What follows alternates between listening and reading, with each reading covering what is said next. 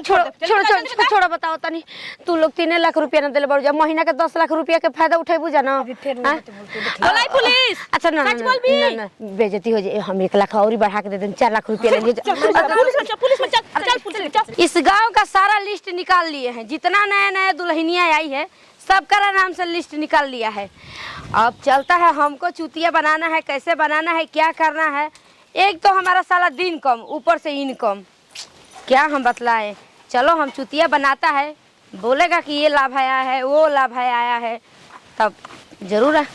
कौन है जी दिन भर बैठे आइए आइए आइए आइए बैठिए बैठिए आइए बैठे रो रहा क्या है जी। अच्छा अरे हम क्या बतलाएं तुम लोगों को हम ही कॉलोनी पास करवाया उसी कॉलोनी में तुम गुजारा कर रहा है तुम लोग चिन्ह ही नहीं रहा है। अरे हम मैडम हैं आइए इधर आइए आइए दुआरी पे कोई आता है तो पानी वानी नहीं पिलाया जाता है इतना गर्मी का मौसम है। कहे ना मैडम जी कहे ना नमस्ते रुकी पानी लिया। हाँ नमस्ते जाइए जाइए जल्दी लेकर आइए जाइए। क्या हम बतलाएं ये भी तो नहीं है ये क्या समझेगी ये बाहर और थोड़ी जा रही है कि समझेगी। लाइए लाइए नहीं मैडम जी नहीं रखिए रखिए अपना ये जो लाभ है आया है लाभ के बारे में समझिए। लाभ कौन सी के। अरे सरकार आजकल चेक कर रहा है कि जितना नया नया दुल्हन आई है उसके नाम से बैंक खाता है कि नहीं है। मैडम जी तो अभी तो हमारे नाम से खाता नहीं है। करवाओगे तभी ना पता चलेगा। मैडम जी कैसे करवाई रो बताई वो पाई कुछ तब नहीं। पहले 3 लाख रुपया हमको दो सरकार महीने महीने 10 लाख रुपया देगा। 10 लाख सही। हाँ तब तुम पहले जमा करो पहले 3 लाख। ए मैडम जी हमने के गरीब दुखिया आदमी 3 लाख रुपए तो एक संग को देखला ही नहीं ठीक है। देखो हम अपना समझते हैं तब ये लाभ का फायदा तुम लोग को उठाने के लिए आता है ठीक है क्या। चलो भाई अपना घर जैसा है बता देता है। तुम गांव में निकल के पता कर रही हो गांव में निकलती हो ना मैडम जी हम तो दुआरी पे निकली जाता गांव। हाँ तो बताओ यही ना है घर में रहेगा इधर लाभ का फायदा दूसरा उठा लेगा तुम लोग को पता ही नहीं चलेगा। हम जैसे कह रहे हैं वैसे करो ना तुम। मैडम जी मान ली कि अब हमने के गरीब दुखिया आदमी 1-1 रुपया के खुदे मोहताज बन जाए। अब मरद बात नहीं समझ रहा है तुम्हारा जिंदगी पार लग जाएगा। हर महीना 10 लाख रुपया का फायदा उठाओगी तब ना जानोगी जितना कितना भी बाल बच्चा पैदा करोगी कोई दिक्कत परेशानी नहीं है। हर महीने मिली मैडम सरकार दे रहा है। हाँ जल्दी करो मैडम जी तो ना क्या मरद आवत न तो उनका से बात। चलो ठीक है नहीं करवाना है तो 2 दिन का समय ये था तो सोचे कि बता दे। ना ऐसा बात नहीं के कल भर अभी टाइम बा ना। हाँ 2 दिन का समय है। हाँ, तो हमारे यहाँ क्या आवत नहीं ना तो हम यहाँ ले कहब तो बताई के हम लिस्ट निकलवा लिया है कि मतलब देखो जो अपना है उसको हमको बताना जरूरी है ना जी। हाँ मैडम जी भलाई करे के चाहिए मैडम जी क्योंकि देखो 3 लाख रुपया अपने पास रख लेना ठीक है। हम आएंगे कल तो जमा कर देना तब देखना इसका फायदा। हर महीने 10 लाख रुपया हर महीने 10 लाख रुपया पैसा लुटाई ना। अरे यही पैसा जो हमको तुम दोगी ना यही तुम्हारा खाता में जाएगा। हमको थोड़ी दे रही हो तुम सरकार को दे रही हो सरकार तुमको देगा। हम ये अपना काम कर रहा है। ठीक है मैडम ठीक है थोड़ा पानी दो पानी पी लेता है। हमारे यहाँ क्या होता नहीं ना तो हम यहाँ से तुम समझ लेना क्या करना है। रख ले आप कल रो तो हम दे दें।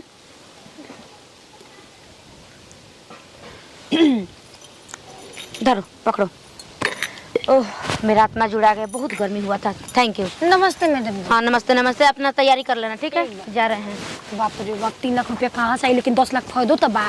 अरे यहाँ से कहब के क्यों से कर्जा गुलाम चाहे खेत रहे हम गर्मी के दिन में ये हमर फेवरेट है जितना मन को उतना खा लूं 2-4 के डेरी हम खा जाए। मर्द हमारे कमाते बखची का टेंशन बा महीने के महीने हमारे रुपया आवेला। की फोन कर दिए घोड़ा मा यही टाइम पे के खोइले पे के फोन कर। हेलो उहा कहीं हेलो हेलो हेलो गोल लाग तनी। हां खुश रह का समाचार बा हो। रुके तनी स्पीकर पे कर दी। हेलो हेलो हां का समाचार बा हो।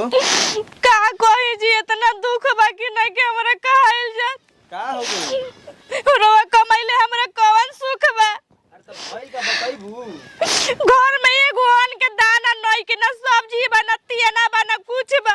अरे परसों 5000 रुपया छोड़नी है वो परसों 5000 रुपया छोड़नी है।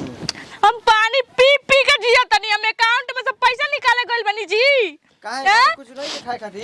कुछ नहीं के रवा तो छोड़ गई नहीं, चल गई नहीं कमाए खाती न जान मेरा कैसा जियती है। 1 रुपया रवा खर्चा नहीं की देत, स्कूल में ना भर देनी हम पैसा फीस वाला लइकवा के। अच्छा ठीक बा, एबार 10,000 रुपया छोड़ तनी जौन ना किन के खा लियो। 10,000 में कुछ ना होई, 15,000 भेजी लइका कुल कपड़ा किने के बा। अरे तो महीना मिली तबे ना, अभी अंत में तू मांगत और पैसा अबे कहां लिया के दी? सुन तनी जान तनु गर्मी आवता, हमर फेवरेट है तरबूजा। तरबूजा देखले हमरा 1 साल हो गल, कहियो हम खात नहीं खी। अच्छा ठीक बा, लास्ट 12,000 रुपया विदा कर दे, अब नहीं खे हमरा के। ठीक बा, 1 हफ्ता बाद फिर भेजम नु। हां ठीक बाटे। ठीक बा रखी, हम जाते नहीं नून भात खाए। ठीक बा। कोई है जी? ये मर्द के बेवकूफ बनावल जाला। के लाभ आया है, उठाना है, फायदा है। लाभ आया है? ये कौन लाभ है? बैठी, कोनो सेठाइन लागत नहीं कि कौन चीज सरकारी अफसर रही। अरे इधर आइए, पहले बैठने दीजिए। हमारे घर में हमरा को उठाओ। सरकार की तरफ से लाभ आया है, उठाना है कि नहीं उठाना है? लाभ काची के लाभ आइल बा? अब पहले तो तुम अनजान जैसा व्यवहार कर रही हो, पूछ रही हो कि रौरा के हैं। अरे तुम्हारा कॉलोनी हम पास करवाया, समझ ही नहीं रहा है। बोलबो तो अखिया फर्दम चश्मा जन पहन लेबे तो हमरे मरद रुपया कमा के बनैले बा, जानी ना केवा कोई त मान ना जाइब। थोड़ा डिस्टर्ब लग रहा है। अच्छा, तुम्हारी बगल वाला का करवाया है, हम सोचे कि तुम्हारा ही रहो करोले बनी मैडम जी। ओ सौतीनिया के सौतीन है, गाड़ी देनी तो ये सौतीन कहे नहीं। गाली भी देती है ना। हां तब का कहां से कॉलोनिया मिल गल? हां अरे हम पास करवाए, सुनो ना, हां नया नियम आया है। अब बोली देखो, जितना नया नया दुल्हन है तो सरकार चेक कर रहा है कि उसका बैंक खाता है कि नहीं है, और उसको खाते में महीने महीने 10 लाख रुपया डाल रहा है। 10 लाख रुपया? तो सुनिए ना, वो खाता खुलवाने के लिए बस मात्र 2 लाख रुपया या 3 लाख रुपया लग रहा है। 2 लाख बढ़ा कर दोगी तो और बढ़ा कर मिलेगा। 2 लाख रुपया ढेर नहीं का लागत? तो अरे ढेर क्या, महीना महीना 10 लाख उतारोगी तो तब नहीं सोच रही हो उसके बारे में? लाओ फट बने लाओ। ठीक है कहता नहीं मैडम जी, हम दिमाग लगा लेम। कहिया पैसा चाहिए बोली? अरे बस आज ही भर का तो है दिन, आज भर के। वही हमको दिमाग में आया कि भाई जिसका अच्छा ये बताइए, साजी खाना है? साजी खान मतलब तैयार कर लोगी? हम तैयार कर ले, 4 घंटा में तैयार कर ले। तब मात्र 3 लाख कर लेना, ठीक है? 3 लाख? हाँ कर ले। महीना में 10 लाख रुपया मिले, सोचो कि तुम्हारा 7 पुहुत उसमें होगा। 10 लाख में हम हार किनो, मोंटी का नथी किनो, अपन लेके गुल के अंग्रेजी सुन रही मीडियम में हो? पढ़ाए। हां सुन रही हो मेरे बात? हां सुना तनी बोली। हाँ तो हम उधर से आ रहा है, तब तक तुम इधर से तैयारी कर लो। लागत ठीक है? लार चुगल रुआ। अरे हमको लार छू नहीं। 5 रुपया दे, मिठाई खाए के।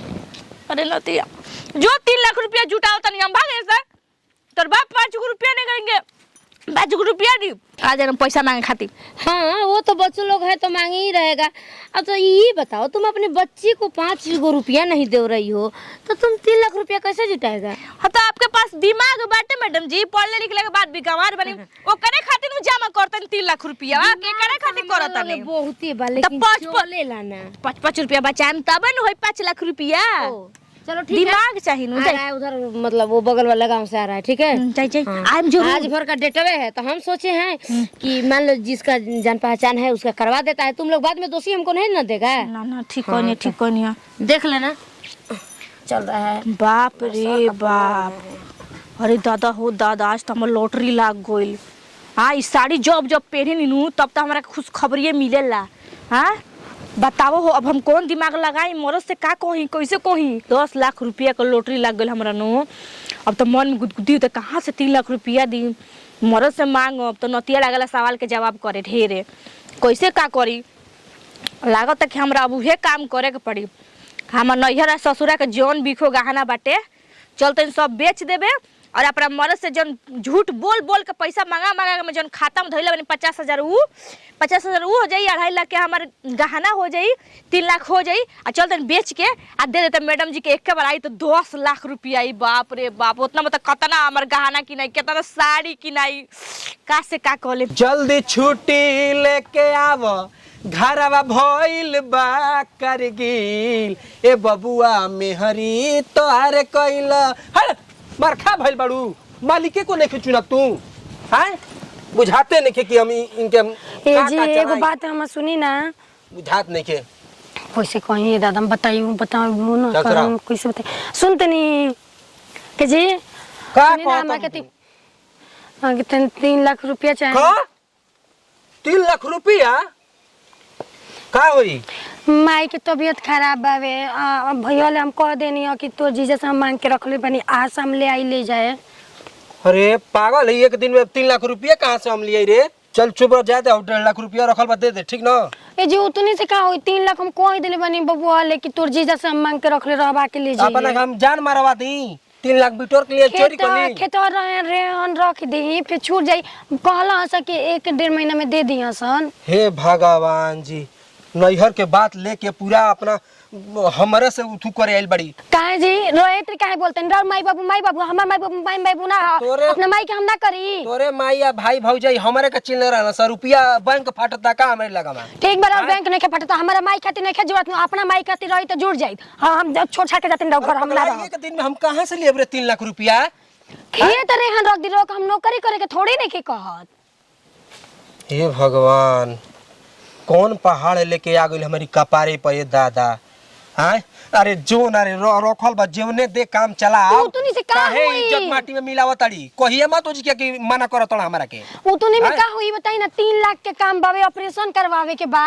और व्यवस्था हम करतानी, ठीक बा ना? न तो जाई ना व्यवस्था कर के लिए, के संगे न दे कि अब 1.5 लाख के खल दे रे। अच्छा ठीक बा, जो सहिहार ले बैग में पैसा डेला व्यवस्था हाँ, करके जाई। चल।